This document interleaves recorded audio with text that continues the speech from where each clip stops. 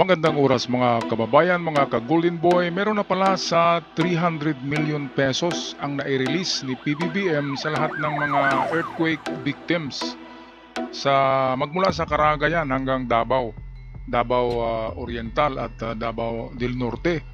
At ang masaklap dito, dahil sa binuhusan nga ni PBBM ng tulong na pinansyal at tulong na pagkain at kagamitan ng taga Davao, ay nag-organisa na naman ang mga DDS ng rally na hindi daw nila papasukin si PBBM sa Davao del Norte dahil sa baluarte nila ito. Nako, kawawa yung mga hindi DDS doon no?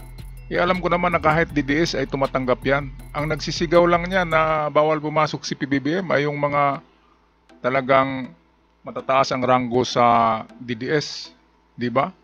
Yan ay kaya nga pala noong last week, noong pumunta ako ng Surigao del Sur, ay halos lahat ng barangay ay may meeting ang mga DDS, nagmi-meeting lahat sila. Ito palang pinagpulong-pulungan nila. Nagagawa sila ng parang rally na hindi papasukin yung si PBBM sa sa mga nasalanta ng lindol.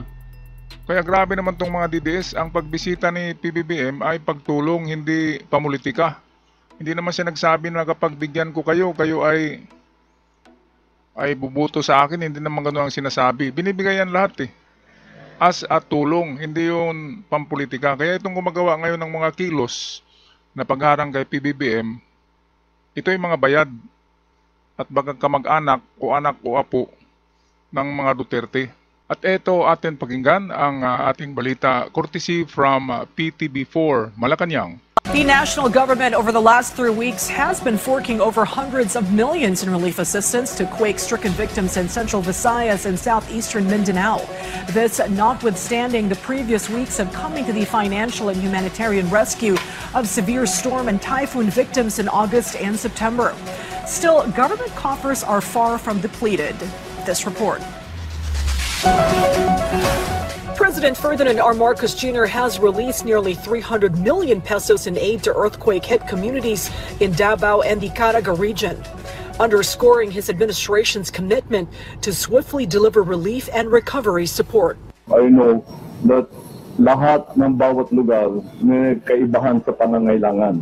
Yung iba, kailangan ayusin yung water supply. Yung iba, kailangan buksan yung kalsada. Iba-iba. And that's why, ang thinking namin, ibigay na lang namin sa inyo yung pondo. Mas alam ninyo kaysa sa amin ang pangangailangan dun sa area ninyo. The palace assured that government resources remain sufficient to respond to disaster victims, amid concerns that the National Risk Reduction and Management Council, or the NDRRMC's budget may run low because of consecutive typhoons and earthquakes. Ito mga kababayan, talaga palang binigay na lang ni PBBM yung tulong, yung cash incentives. Hindi pala kasama ang Visayas doon sa yung budget na 300 million ay para lamang sa Caraga at Davao. At iba yung budget ng Cebu, ng Visayas na nasalanta din ng lindol.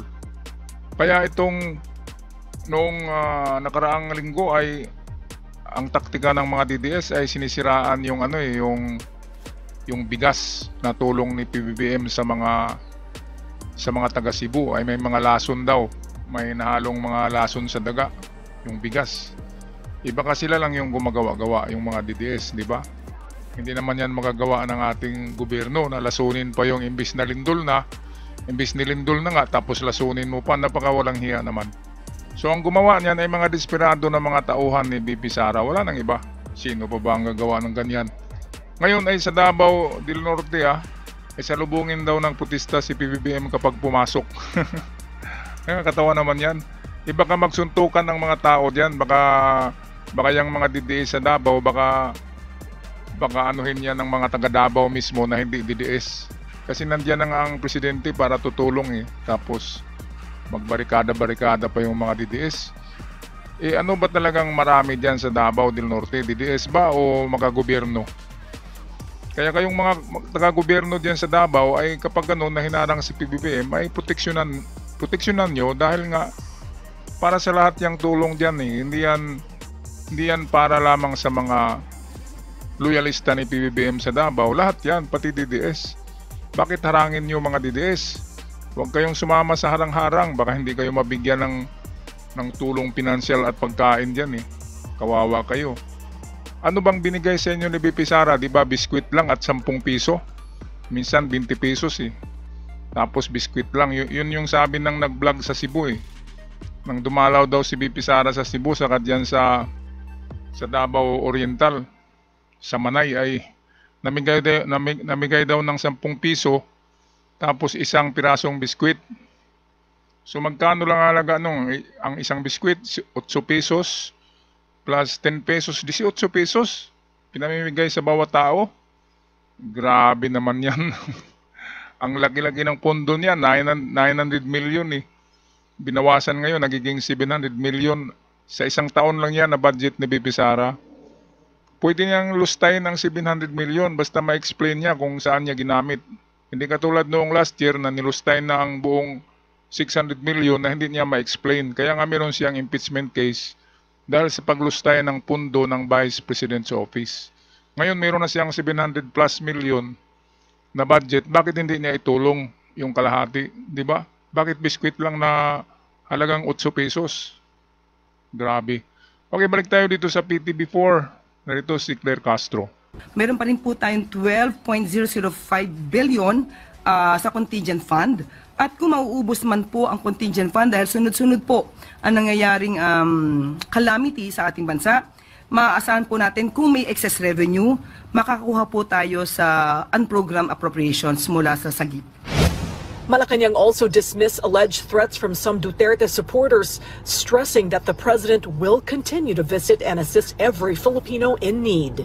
Hindi po matatakot ang Pangulo na siya ay pumunta sa Davao dahil ang mga Davao ay kababayan natin at sila po ngayon ay nangangailangan ng tulong. So wag gawing pamumulitika ito para takutin ang presidente para pumunta ng Davao. Hindi po matatakot ang ating presidente pumunta sa anumang rehiyon ng bansa natin dahil siya po ang presidente at siya po ay tutulong sa lahat na nangangailangan ng mga kababayan natin. Ayan, so tama. Bakit ba naman matatakot ang presidente? Merong presidential guard eh.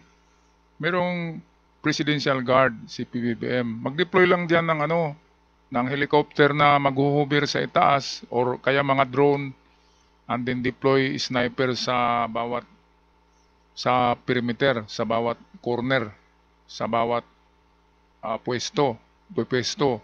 Yan ang merong mga spotter ganyan. Kailangan ng security diyan kasi yan na yung pagkakataon ng mga DDS diyan na pwede nilang tirahin si PBBM. Pero palagay ko kahit ordinaryong DDS ay hindi yan gagawin dahil ang pagpunta nga dyan ay pagbigay ng tulong. Hindi naman bawal ang mga DDS bigyan eh. Lahat naman makakatanggap.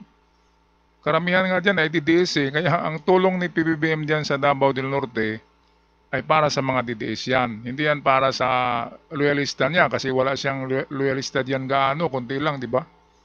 Kaya wag na kayong maniwala diyan sa harang-harang kasi lalo kayong magugutom diyan sa Davao del Norte. Kaya papasukin niyo si PBBM at para maiwanan kayo diyan ng suporta na pinansyal at pagkain at kagamitan. Okay, tapusin na natin tong balitang ito courtesy ng PTB4 at ni Claire Castro. The palace further defended the 20 pesos per kilo rice sale by the Department of Agriculture and the National Food Authority, clarifying that the NFA's legal mandate is to sell, not distribute rice for free.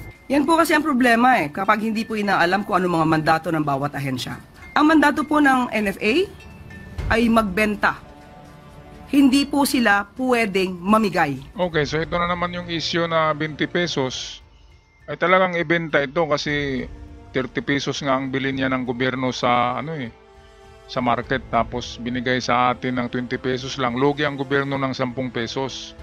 Pero hindi na bali, di ba? Para maitulong. Kaya hindi yan pinamimigay, ang 20 pesos per kilo ay for sale. At iba yung mga bigas na itutulong ni PBBM para sa mga nasalanta ng kalamidad. Na katulad nitong sa Mindanao ngayon, mga kababayan. Kaya ay nako, marami ang nagsabi na baka pinarusahan ang Mindanao dahil sa mga kasalanan, lalo na ni Inday Lustay. Pero hindi naman siguro kasi nga Naipaliwanag natin yan kahapon na merong tectonic plates kaliwat kanan sa Eurasian plates at dito sa Pacific plate.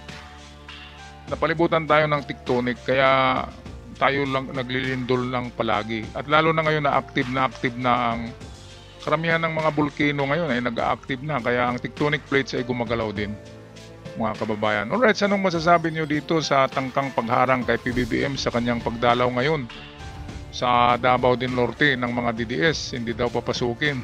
Grabe naman. Pag-comment mga kababayan, mga ka-Golden Boy sa ating comment section. At sa mga bago pa lamang nakabisita sa channel, huwag kalimutan mag-subscribe. Napakalaking tulong na yan para sa aming mga content creator. Hanggang sa muli, ingat ang lahat.